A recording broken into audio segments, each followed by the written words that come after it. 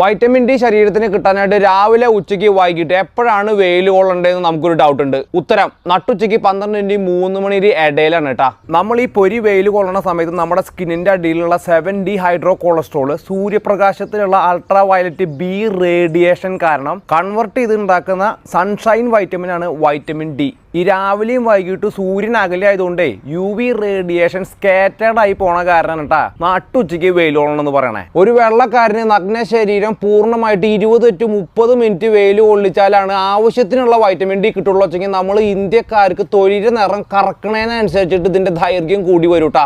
ഏറ്റവും കൂടുതൽ ആവശ്യമുള്ള വൈറ്റമിൻ ആണ് കേട്ടോ വൈറ്റമിൻ ഡി. എങ്കിൽ നമുക്ക് ഏറ്റവും കുറവുള്ളതും വൈറ്റമിൻ ഡി തന്നെയാണ്. അയ്യോ കഴിഞ്ഞ 10-35 കൊല്ലമായിട്ട് എനിക്ക് ആവശ്യത്തിന് വൈറ്റമിൻ ഡി ഇല്ല, നല്ല കുറവുണ്ട് എന്ന് വിചാരിച്ചിട്ട് രാവിലെ തൊട്ട് വൈകുന്നേരം വരെ പപ്പടം ഉണക്കണ പോലെ വെയിലുള്ളതെന്ന് വിചാരിച്ചു കഴിഞ്ഞാൽ പപ്പടം പൊടിനേക്കാളും മുന്നേ തന്നെ നമ്മൾ പൊടിഞ്ഞു പൂട്ടാ. എല്ലാ ആവശ്യത്തിനും മതി. എന്തെങ്കിലും പറഞ്ഞാൽ അപ്പം ചെയ്യും അന്തമാരി ആളുകൾ. അപ്പോൾ 20